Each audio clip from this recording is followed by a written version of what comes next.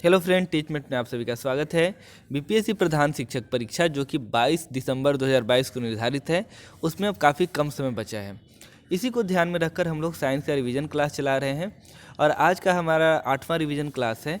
इसमें हम लोग लगभग 30 क्वेश्चन को डिस्कस करेंगे, जिसमें आपको 15 क्वेश्चन डायरेक्ट साइंस से होंगे और 15 से 10-15 क्वेश्चन आपको साइंस के पेडागोजी से रिलेटेड या टीचिंग मेथोडोलॉजी से रिलेटेड आपको देखने को मिलेंगे। तो चलिए बिना देर किए हुए हम लोग शुरू करते हैं आज का प्रैक्टिस सेट। आज का हमारा पहला प्रश्न है कि गुरुत्वाकर्षण का सिद्धांत किसने दिया था। और दोस्तों इसका सही जवाब है आइजैक न्यूटन। ऑप्शन सी यहाँ पर करेक्ट हो जाएगा। सर आइजैक न्यूटन ने गति के 3 नियमों एवं गुरुत्वाकर्षण के सिद्धांत का प्रतिपादन किया था। इनके अनुसार केवल पृथ्वी ही नहीं बल्कि अपितु विश्व का प्रत्येक कण एक दूसरे को अपनी ओर आकर्षित करता है और कणों के बीच कार्य करने वाले पारस्परिक आकर्षण को गुरुत्वाकर्षण तथा उससे उत्पन्न बल को गुरुत्वाकर्षण बल कहा जाता है। तो यहाँ आप समझ सकते हैं कि गुरुत्वाकर्षण का जो सिद्धांत है वो सर आइजैक न्यूटन के द्वारा दिया गया था। हमारा अगला प्रश्न है कि अंतरिक्ष यात्री निर्वात में सीधे खड़े नहीं रह सकते, क्योंकि उसका कारण यह है कि वहाँ गुरुत्व नहीं होता, यानी ऑप्शन ए करेक्ट हो जाएगा। अंतरिक्ष में गुरुत्व कम होता है, अतः अंतरिक्ष यात्री निर्वात में सीधे खड़े नहीं रह पाते हैं। यहाँ कम गुरुत्व के कारण लंबे अंतरिक्ष अभियानों में अंतरिक्ष यात्रियों को पेशीय क्षय एवं अस्थियों के घनत्व में कमी का सामना करना पड़ता है। अस्थि घनत्व कम होने से जो अस्थियाँ होती हैं वो कमज़ोर हो जाती हैं। तो यहाँ सही आंसर हो जाएगा ऑप्शन ए।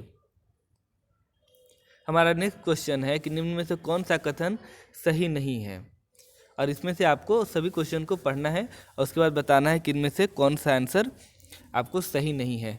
तो यहाँ पे ऑप्शन बी जो है कि एयर कंडीशनर और एयर कूलर दोनों आर्द्रता नियंत्रित करते हैं, ये हमारा गलत है। ऑप्शन बी यहाँ पे गलत है।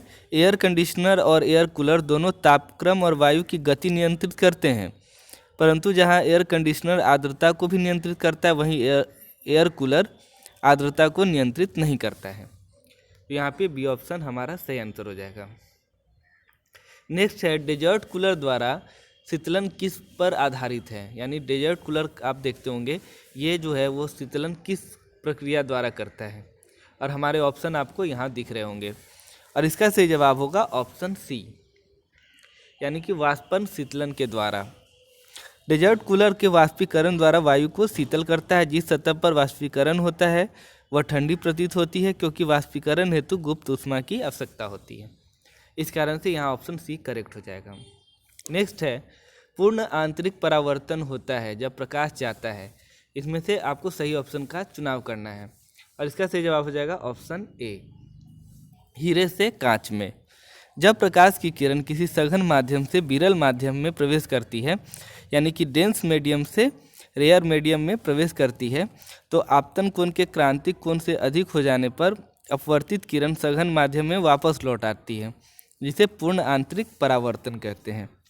तो हीरे से जब कांच में प्रकाश जाएगी तो वहाँ पे पूर्ण आंतरिक परावर्तन देखने को मिलेगा।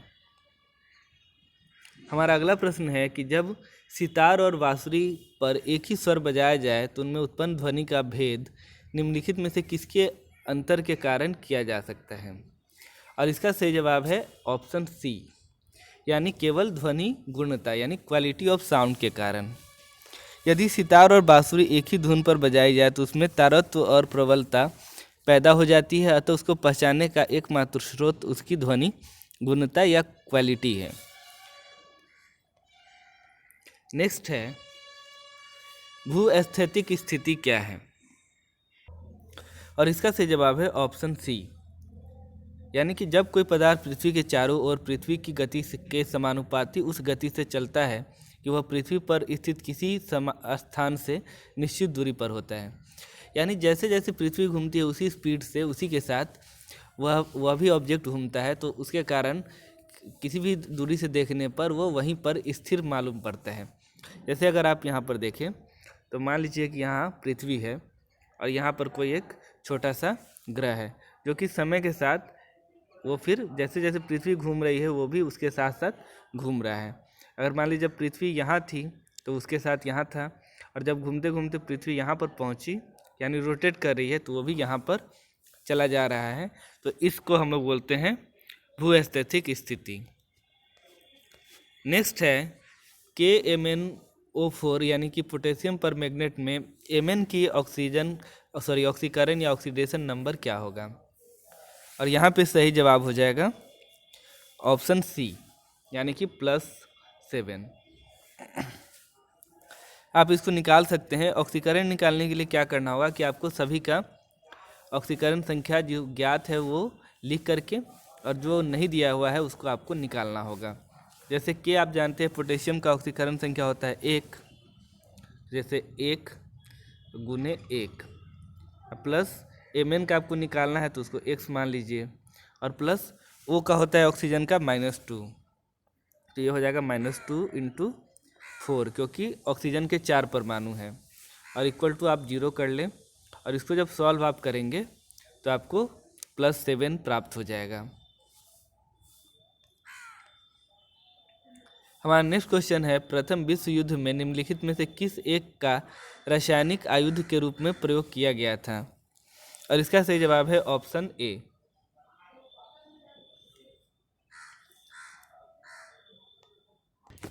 सॉरी, यहाँ सही जवाब हो जाएगा ऑप्शन सी यानी कि मस्टर्ड गैस। प्रथम विश्व युद्ध में मस्टर्ड गैस को रासायनिक आयुध के रूप में प्रयोग किया गया था। इसका रासायनिक नाम डाइक्लोरो डाइएथिल सल्फाइड है। यह एक जहरीली गैस है। यह खुली त्वचा पर फफोले डाल सकती है।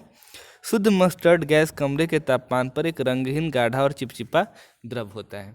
तो यहाँ पर सी ऑप्शन करेक्ट हो जाएगा। नेक्स्ट है कोशिका झिल्ली की प्रवृत्ति होती है। कोशिका झिल्ली जो होता है वो किस प्रकार का होता है? तो यहाँ हो जाएगा ऑप्शन बी यानी कि अर्धपारगम्य सही जवाब हो जाएगा। हमारा नेक्स्ट क्वेश्चन है कि सूची ए को सूची 2 से आपको मिलान करना है। यहाँ पे सूची ए का मिलान सूची 2 से करना। सूची 1 में आप देख रहे हैं कि विशेषताएं हैं और 2 में जानवर का नाम है, तो आपको 1 से 2 का मिलान करना है। तो जैसे पर रहित जो कीड़ा होता है वो सिल्वर फिश है। उड़ान रहित जो पक्षी है यानी जो पक्षी उड़ नहीं सकता है वो कीवी है। उसी तरह से अंग रहित रेंगने वाला जो जानवर है वो सांप है, और अंग रहित पशु जो है वो मछली है। तो इस तरह से यहाँ पे आपको पहले का हो जाएगा ए का 2, बी का 1, सी का 4 और डी का 3। तो इस तरह जो ऑप्शन है वो हमारा सही हो जाएगा। तो यहाँ ऑप्शन बी करेक्ट हो जाएगा। नेक्स्ट है पेपिलरी पेशियाँ कहाँ पाई जाती है? तो पेपिलरी मसल्स जो होते हैं वो स्तनधारियों के हृदय में पाया जाता है। तो ऑप्शन सी यहाँ पे करेक्ट हो जाएगा। हमारा नेक्स्ट क्वेश्चन है शरीर में हार्मोन्स का निर्माण करने वाला पोषक तत्व कौन सा है? यानी शरीर में अच्छे से हार्मोन का निर्माण हो उसके लिए कौन सा पोषक तत्व आवश्यक है? तो ये है ऑप्शन ए प्रोटीन। यहाँ पे प्रोटीन करेक्ट आंसर हो जाएगा। प्रोटीन शरीर का आधार है जो शरीर की कोशिकाओं, ऊतक, हड्डियों, रक्त, हार्मोन आदि में पाया जाता है। शरीर की रचना तथा विकास के लिए प्रोटीन अति आवश्यक है। प्रोटीन में कार्बन, हाइड्रोजन, ऑक्सीजन और नाइट्रोजन तत्व पाए जाते हैं। कुछ प्रोटीन में इसके साथ सल्फर, फास्फोरस, आयोडीन, लौह, तांबा आदि भी पाया जाता है। प्रोटीन की इकाई अमीनो अम्ल है। शरीर में विभिन्न प्रकार की प्रोटीन उपस्थित होती है जो कि अमीनो अम्ल से बनती है। ठीक है, तो ये है हमारा कि हार्मोन का निर्माण के लिए प्रोटीन आवश्यक है। नेक्स्ट क्वेश्चन है कि एक निश्चित आकृति में व्यवस्थित तारों का समूह कहलाता है। अगर तारे जो एक निश्चित समूह में होते हैं उन्हें हम क्या कहते हैं? तो उन्हें कहा जाता है नक्षत्र, यानी कि ऑप्शन बी यहाँ पे करेक्ट हो जाएगा।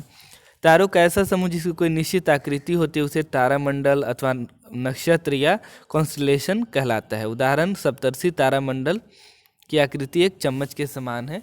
तो ये आप देखते हो ग्रेट बियर, ये सब जो आप तारामंडल देखते हैं तो ये यहाँ इसका उदाहरण हो जाएगा। नेक्स्ट क्वेश्चन है निम्नलिखित आकलन युक्तियों में से कौन सी युक्ति विज्ञान कक्षा में विद्यार्थियों के प्रायोगिक कौशल को आकलित करने के लिए सबसे अधिक उपयुक्त है? और इसका सही जवाब हो जाएगा ऑप्शन डी अवधारणा प्रतिचित्रण। हमारा नेक्स्ट क्वेश्चन है विज्ञान में आकलन को बल देना चाहिए किन चीज़ों पर? और इसका सही जवाब है ऑप्शन बी अवधारणाओं और प्रक्रियाओं की समझ पर। तो विज्ञान शिक्षण में हमें इस पर ज़्यादा फोकस करना है। अवधारणाओं तथा प्रक्रिया की समझ का आकलन ही विज्ञान का वास्तविक आकलन है। आकलन एक विद्यार्थी की निश्चित समय सीमा में सीखने एवं प्रमाणों का संग्रहीकरण है। आकलन द्वारा अवलोकन, प्रदर्शन एवं सृजनात्मकता को परखा जाता है। तो यहाँ पे सही ऑप्शन बी हो जाएगा। नेक्स्ट है, निम्नलिखित में से मुक्त अंत वाला प्रश्न कौन है, उसको पहचानना है। और यहाँ पर आपके ऑप्शंस हैं, आप इन चारों ऑप्शन को देखें और सही आंसर को पहचानें। तो यहाँ पे हमारा जो सी आंसर है, सी ऑप्शन है, वो करेक्ट है।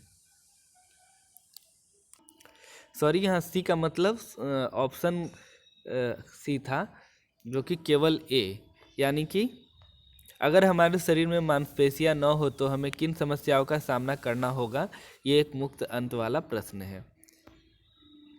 नेक्स्ट है, विज्ञान के मूल्यांकन में सतत एवं समग्र मूल्यांकन का अर्थ है। और इसका अर्थ होता है कि अधिगम के आकलन हेतु सामान्य गतिविधियां और अभ्यास कराया जाए। तो ये जो हमारा ऑप्शन है ये सही हो जाएगा। विज्ञान के मूल्यांकन में सतत एवं समग्र मूल्यांकन का अर्थ अधिगम के आकलन हेतु सामान्य गतिविधियां और अभ्यास होता है। सतत तथा व्यापक मूल्यांकन का अर्थ है छात्रों के विद्यालय आधारित मूल्यांकन की प्रणाली, जिसमें छात्रों के विकास के सभी पक्ष शामिल है। तो यहाँ पे हमारा सी ऑप्शन करेक्ट हो जाएगा। नेक्स्ट है, विज्ञान में रचनात्मक आकलन क्यों महत्वपूर्ण है। और इसका सही जवाब हो जाएगा ऑप्शन सी, क्योंकि यह निदानात्मक है।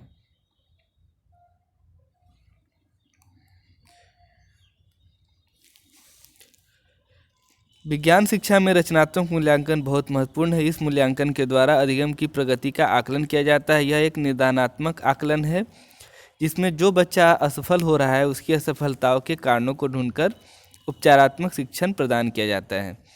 इस मूल्यांकन से शिक्षक अपनी शिक्षण विधि एवं शिक्षार्थी अपने संज्ञानात्मक व्यवहार में सुधार करते हैं। तो आपको ध्यान रखना है, जो रचनात्मक आकलन होता है यानी कि फॉर्मेटिव असेसमेंट होता है, वह डायग्नोस्टिक होता है, यानी कि यह निदानात्मक है। और जो सुमेटिव एग्जामिनेशन होता है या फाइनल एग्जामिनेशन होता है, वो सब फाइनल एग्जाम हमेशा क्या होता है कि पूरे समग्र रूप से जांच की जाती है उसमें। नेक्स्ट है, किसी परिकल्पना का परीक्षण करने के लिए हम करते हैं। अगर किसी परिकल्पना का हमें परीक्षण करना है तो हमें इसमें से क्या करना चाहिए। और इसका सही जवाब है ऑप्शन ए, कि हमें परीक्षण करना चाहिए। नेक्स्ट है, निम्नलिखित में से कौन सा बाल केंद्रित आकलन के लिए है।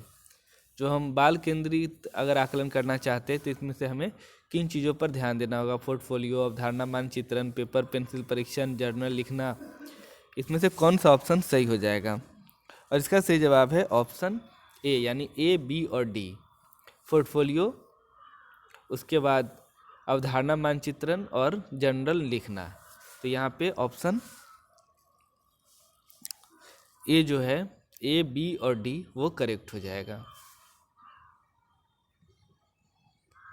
नेक्स्ट है, विज्ञान में सीखने जैसा आकलन का अर्थ है। सीखने जैसा आकलन का क्या अर्थ होता है। तो इसका अर्थ होता है ऑप्शन बी, यानी कि स्व आकलन। सीखने जैसा आकलन का अर्थ है कि स्व आकलन करना।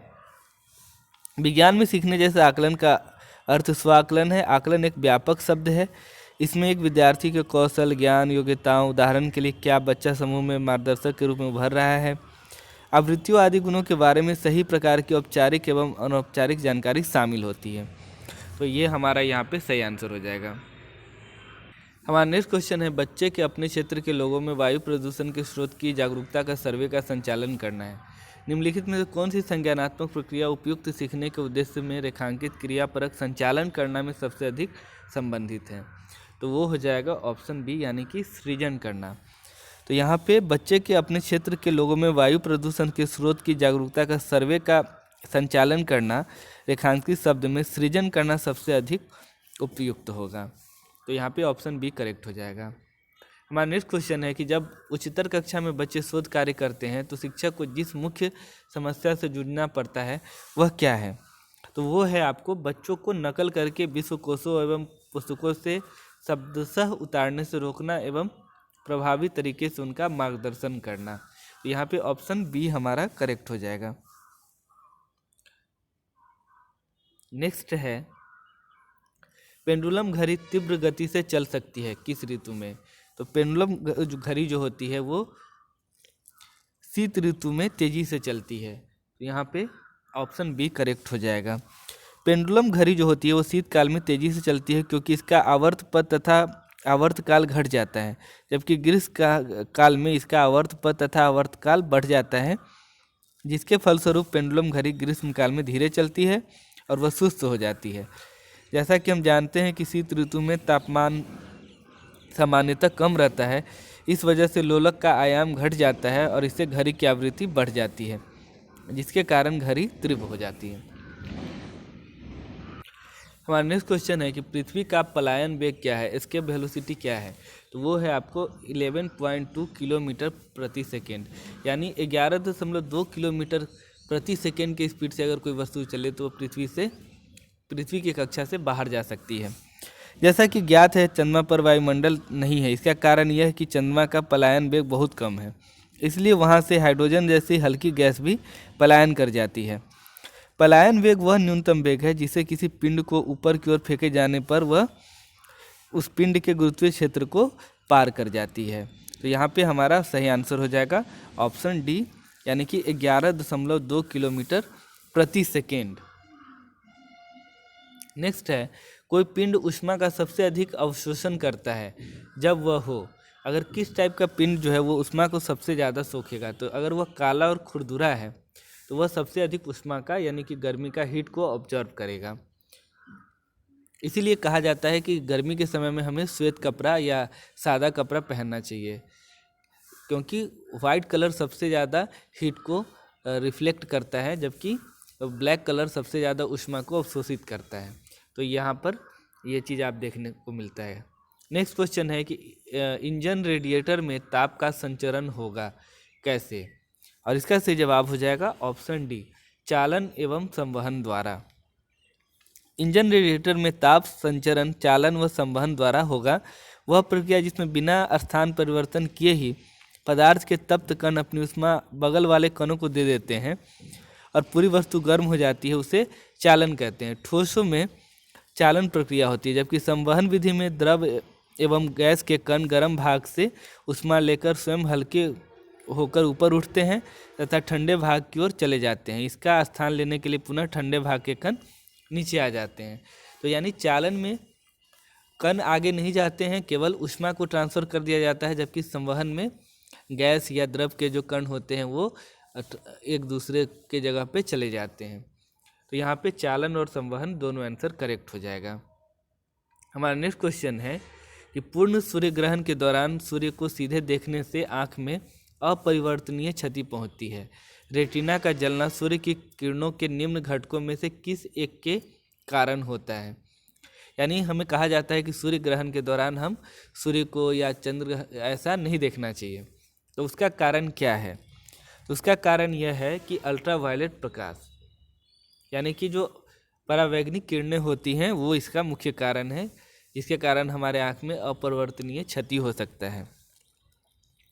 पूर्ण सूर्य ग्रहण के दौरान जब सूर्य का बाह्य आभा मंडल चंद्रमा से पूरी तरह ढक जाता है, उस समय सूर्य को नंगी आंखों से देखा जा सकता है, परंतु आंशिक, वलयाकार या पूर्ण सूर्य ग्रहण के आंशिक चरण को नंगी आंख से देखना सुरक्षित नहीं है, क्योंकि इस दौरान सूर्य से निकलने वाली उच्च तरंगदैर्घ्य के परावैंगनिक किरणों से हमारी आँखों को अपरिवर्तनीय क्षति पहुँच सकती है।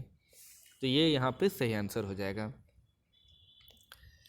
और आज का जो दोस्तों हमारा अंतिम प्रश्न है कि एक रेडियो स्टेशन से 30 मीटर बैंड पर प्रसारण प्राप्त होता है, इस स्टेशन द्वारा प्रेषित वाहक तरंगों की आवृत्ति क्या होगी?